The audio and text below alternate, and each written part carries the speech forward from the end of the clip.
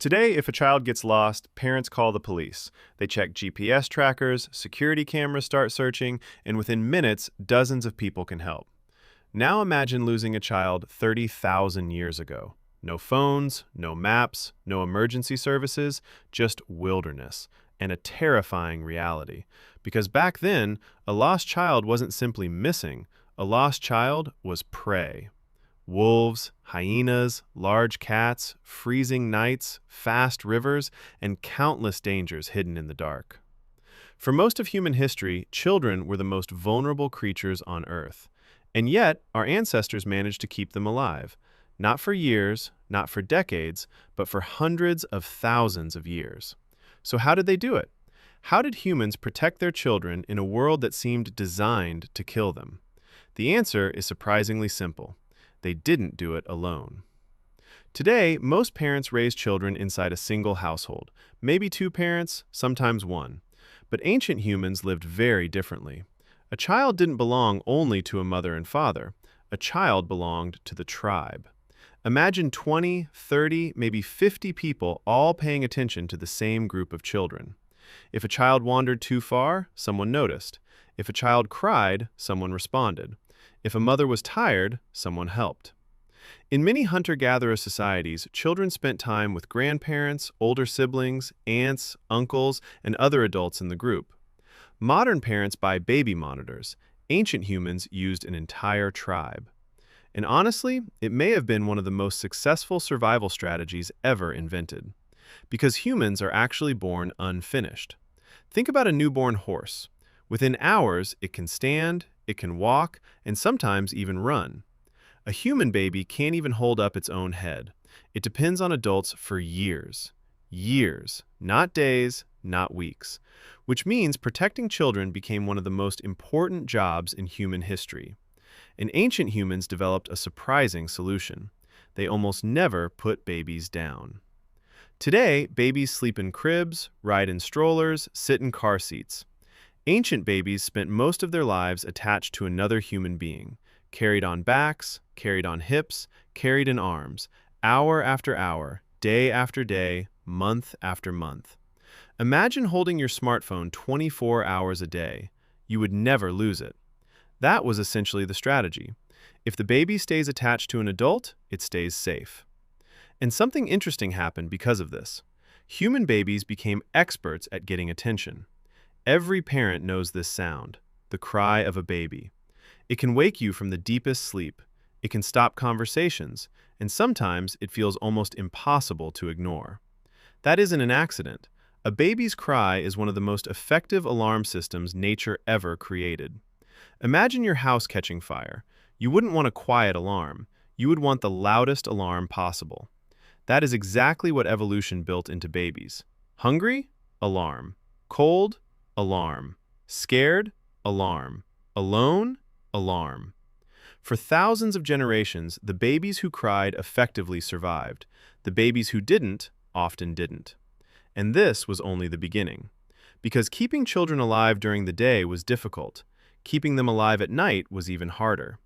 Today, parents close the bedroom door, turn on a nightlight, and go to sleep. 30,000 years ago, night was a completely different world. The sun disappeared, temperatures dropped, and predators came out to hunt. For ancient humans, darkness was not peaceful. Darkness was dangerous. And that is why fire became one of humanity's greatest inventions. Most people think fire was mainly for cooking, but for parents, fire was something else. It was security. It was warmth. It was survival. Imagine the camp at night, children sleeping close to their families, adults sitting around glowing flames. Beyond the light, there is only darkness, and nobody knows exactly what is hiding there. The fire created a safe circle, a tiny island of safety inside a massive wilderness. In a way, fire was the world's first security system. No batteries, no electricity, no subscriptions, just burning wood. And it worked. But protection wasn't only about defending children from predators, it was also about teaching them. Because every child faced the same challenge. One day, they would have to survive on their own. And unlike modern childhood, ancient childhood was often training for reality. Today, children play video games. Ancient children played survival. They threw sticks, practiced climbing, played chase games, explored nature. At first glance, it looked like fun, and it was, but it was also education. Imagine giving a child a toy bow. Today, it is entertainment. 10,000 years ago, it was practice. Every game taught a skill. Every adventure taught awareness. Every mistake taught a lesson. And because children spent so much time together, older children often helped raise younger ones.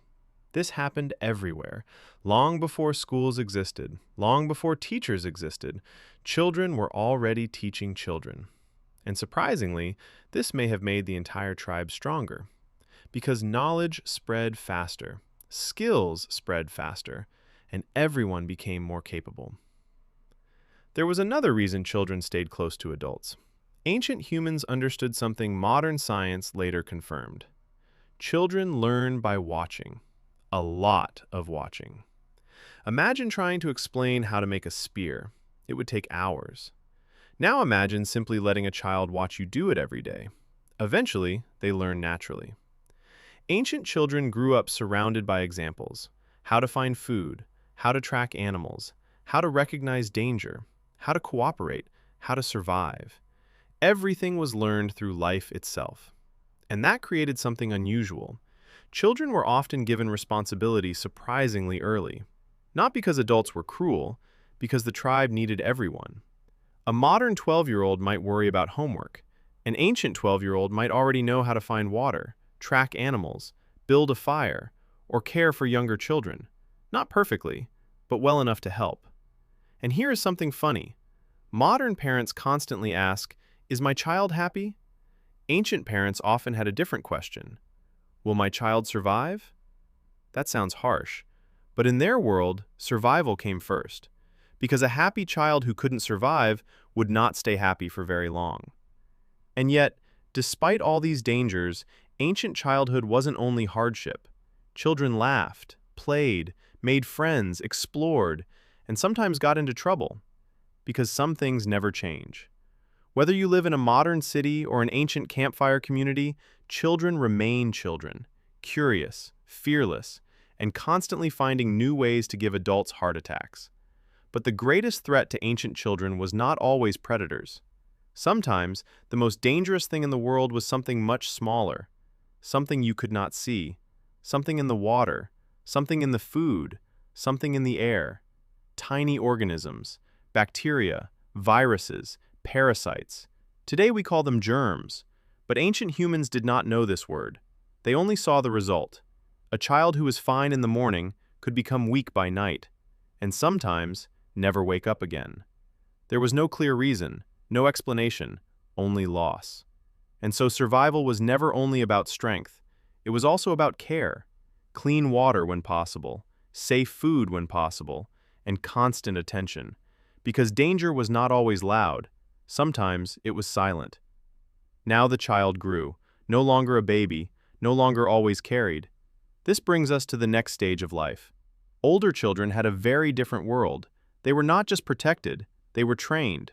Every day was practice, not in a classroom, but in real life. A child of 6 or 7 might carry small tools, or gather food close to camp. A child of 10 might learn tracking, reading footprints, reading animal behavior. A child of 12 or 13 was already close to adulthood, not in body only, but in responsibility. They learned to move alone, not far from the group, but far enough to think alone. They learned how to stay calm, if they got lost, if they faced danger, if they had to make choices. There was no safety net, no guaranteed rescue. So awareness became survival, listening carefully, watching everything, remembering paths, understanding nature. This is how independence was built, slowly, naturally, through life itself. And because children learned this way, they became extremely capable adults, not in theory, but in reality. Now let us move to a real moment, a moment that shows how fragile life was. In many hunter-gatherer societies, children often wandered close to danger, not because they were careless, but because life was open. No walls, no fences, only land. And one day, a small child followed older kids too far. The group did not notice at first. The forest was loud, life was busy, and the child became alone. At first, there was no fear, only curiosity. Then the sun started to fall, and the forest changed. Shadows grew longer, sounds became strange. The child stopped moving, listening, trying to understand the world around him. Back at the camp, the adults noticed something was wrong. A missing voice, a missing presence, and immediately, searching began. Not one person, everyone. This is what saved lives. The tribe worked as one mind. Calls, signals, movement through trees, and finally, someone heard a sound, a small cry, not far. The child was found, cold, scared, but alive, and carried back to safety. This kind of moment happened many times in human history, not written in books, but remembered in survival itself. Because in ancient life, survival was never guaranteed. It was always a group effort. Always. And that brings us to the end of this story. You are now looking at the world of ancient childhood, a world of danger, but also a world of care, a world where humans survive together. And if you enjoyed this story, subscribe for more videos like this. Leave a like. And tell me what you think in the comments. This is Teacher Red Tie. See you in the next video.